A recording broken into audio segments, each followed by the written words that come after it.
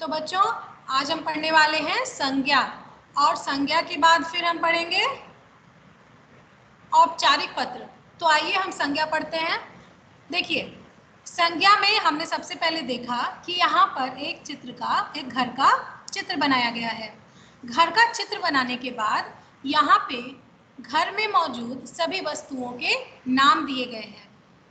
तो एक घर में यहाँ पर जितने नाम दिए गए हैं उसके अलावा अनगिनत चीजें होती हैं, जैसे खिड़कियाँ, दरवाजे, और यहाँ पे टेबल, लैंप, तो चादर, पर्दे। तो बच्चों घर के अंदर सोफा,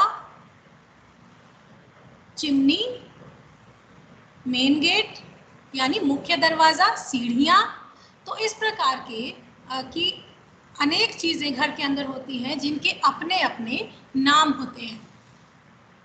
तो बच्चों यहाँ पर केवल घर के चित्र से ही आपको नहीं समझना कि घर में जो चित्र होते हैं, जो सामान होते हैं, जो उनके नाम होते हैं, उन्हें हम संज्ञा कहते हैं, ऐसा नहीं है।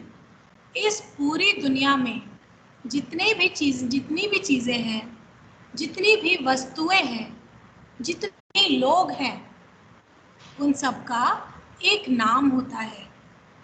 यहाँ तक कि हमारे ब्रह्मांड में, यूनिवर्स में जितने तारे हैं, सूर्य हैं, सबका एक नाम है। और जैसे सूर्य एक नाम है, तारा भी क्या है? तारा एक नाम है। नाम क्यों आवश्यक होता है? नाम पहचान के लिए आवश्यक होता है। तो सबसे पहले हम जानेंगे कि दुनिया में जितनी भी चीजें हैं, सारी संज्ञा है, सबके नाम है। जिनका भी नाम है वो संज्ञा है। तो अब ये चीज पढ़ने के बाद हम ये देखेंगे कि आखिर संज्ञा कहते किसे हैं, इसकी कोई परिभाषा तो होगी। तो आइए अब हम परिभाषा पर फोकस करते हैं। यहाँ पर लिखा हुआ है कि यह घर का चित्र है, इसमें से प्रत्येक व्यक्ति, वस्तु व स्थान का नाम लिखा है। जैसे व्यक्तियों के नाम मदन, राधा, नरेश। वस्तुओं के नाम कटोरी, थाली, चादर। स्थानों के नाम रसोई घर, बरामदा। तो बच्चों इसी प्रकार दुनिया में सबका नाम होता है और नाम को ही संज्ञा कहते हैं। तो हमें संज्ञा की यह परिभाषा याद रखनी है। जैसे हम अंग्रेजी में याद रखते हैं, उसी प्रकार हमें हिंदी में संज्ञा की परिभाषा, संज्ञा यानी नाउन। बच्चों आपको हिंदी और इंग्लिश में कंफ्यूज नहीं करना है, क्योंकि संज्ञा को ही इंग्लिश में नाउन कहते हैं और नाउन को ही हिंदी में संज्ञा कहते हैं। क्योंकि हिंदी हमारी राष्ट्रभाषा है, इसलिए हमें नाउन तो जानना जरूरी है ही, सबसे ज्यादा जरूरी जानना संज्ञा है कि संज्ञा क्या है और इसे कैसे समझा जा सकता है। तो दुनिया में सबका नाम होता है और नाम को संज्ञा कहते हैं। फिर उसके बाद अब आता है कि संज्ञा को विस्तार से समझने की बारी। अब यहाँ पे कुछ व्यक्तियों के चित्र दिए गए हैं। यहाँ पे तो कुछ भगवान के भी चित्र दिए गए हैं जिनके नाम है। तो नाम में, व्यक्तियों के नाम में पहला चित्र है गांधी जी का। ये गांधी जी का चित्र है और इनका नाम महात्मा गांधी है। दूसरा चित्र पंडित जवाहरलाल नेहरू का है, तो ये इनका नाम है। उसके बाद कृष्ण भगवान का चित्र है, फिर राम भगवान का चित्र है, इनका भी कृष्ण और राम नाम है। पशु पक्षियों के नाम, अब ये चित्र खरगोश का है, तो हम कैसे जानेंगे कि ये खरगोश है? क्योंकि इसका एक अलग नाम है। अब इन तीनों चित्रों को आप देखिए, अगर तीनों चित्रों में सबको शेर कहा जाए तो क्या कोई इंसान कंफ्यूज नहीं करेगा? असमंजस की स्थिति पैदा नहीं होगी? सभी को शेर कहते हैं और इन आदमियों को भी शेर ही कहते हैं। तो इनमें डिफ्रेंशिएट कैसे करेंगे हम? इनमें अलग अलग इनको कैसे करेंगे, कैसे समझेंगे? मान लीजिए रोहन मुझसे बात करता है और उसने इन गांधी जी के बारे में मुझसे बात की, लेकिन पूरी दुनिया में सबका नाम एक ही है, इनका भी नाम शेर है। तो मैं रोहन से क्या कहूंगी कि चश्मे वाले शेर ने, या फिर ये नेहरू जी का चित्र है तो मैं क्या कहूंगी कि टोपी वाले शेर ने, बांसुरी वाले ने। तो इन सब चीज़ों की स्थिति ऐसी पैदा ना हो, इसके लिए हमने सबका अलग अलग नाम रख दिया।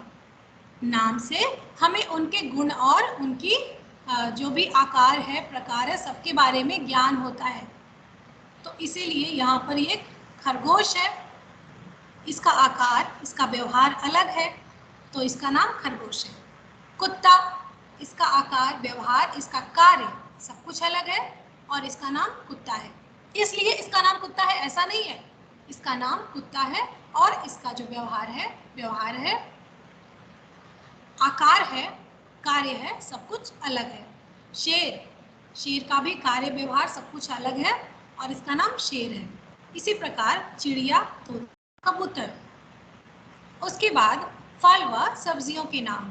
फल व सब्जियों के नाम में है केला, आम, तरबूज, लौकी, आलू, टमाटर। बच्चों ये सभी नाम हैं, वस्तुओं के, सब्जियों के, व्यक्तियों के, फलों के नाम हैं और नाम को ही हम संज्ञा कहते हैं। अब आई स्थानों की बारी। स्थानों में है मंदिर, अस्पताल, लाल किला, ताजमहल। ये सभी स्थान हैं, कुछ खास स्थान हैं जहां हम उस ज़रूरत के लिए जाते हैं जिसकी हमें पूर्ति करनी होती है। जैसे हम आराधना करने के लिए मंदिर जाते हैं, अपनी बीमारी का इलाज कराने के लिए अस्पताल जाते हैं, घूमने के लिए लाल किला और ताजमहल जैसे स्थानों पर जाते हैं, क्योंकि इनका एक इतिहास होता है और इन्हें बहुत ही सुंदर तरीके से बनाया गया होता है। चलिए अब आती है वस्तुओं के नाम। वस्तुओं के नाम में तो असंख्य चीज़ें हैं, जैसे जो हमारी रोज़मर्रा की ज़िंदगी में प्रयोग में आती हैं। चादर, गमला, कलम, घड़ी, गिलास, मेज़। भावों के नाम, इसी प्रकार भावों के भी नाम होते हैं, केवल वस्तुओं के नाम नहीं होते, केवल उन चीज़ों के नाम नहीं है जो हमें सामने दिखते हैं। नाम उन चीज़ों के भी हैं जो हमारे मन के अंदर चलती हैं। तो हमारे यानी इंसान के भाव क्या होते हैं, क्या क्या भाव होते हैं? तो सबसे पहला भाव होता है खुशी का भाव, उसके बाद भय, उसके बाद प्रेम का भाव, फिर होता है दुश्मनी का भाव। तो बच्चों इसी प्रकार हमारे अंदर भी कई प्रकार के भाव हैं जिन सबको एक नाम दिया गया है और उस नाम को हम संज्ञा कहेंगे। अब आपकी एक प्रॉपर परिभाषा यहाँ पर दी गई है संज्ञा की, जो है कि किसी व्यक्ति, वस्तु, स्थान या भाव के नाम को हम संज्ञा कहते हैं। इसी को आपने इंग्लिश में भी याद किया होगा। तो अब हम इसे हिंदी में पढ़ेंगे। हिंदी में है कि किसी व्यक्ति, किसी वस्तु, किसी स्थान या किसी भाव के नाम को हम संज्ञा कहते हैं, यानी व्यक्ति, वस्तु, स्थान या भाव। आप ऐसे भी इसको याद कर सकते हैं, व्यक्ति, वस्तु, स्थान या भाव। उसके बाद किसी व्यक्ति, वस्तु, स्थान या भाव के नाम को संज्ञा कहते हैं। इस प्रकार आप इसे याद कर सकते हैं। तो चलिए अब हम इस पाठ का अभ्यास कार्य देखते हैं। लेकिन बच्चों आज की कक्षा में हम अभ्यास कार्य नहीं करेंगे। सबसे पहले हम समझेंगे कि संज्ञा कहते किसे हैं, कि आपका कोई डाउट है तो उसे हम सॉल्व करेंगे, उसके बाद हम इसे आगे बढ़ाएंगे। ठीक है,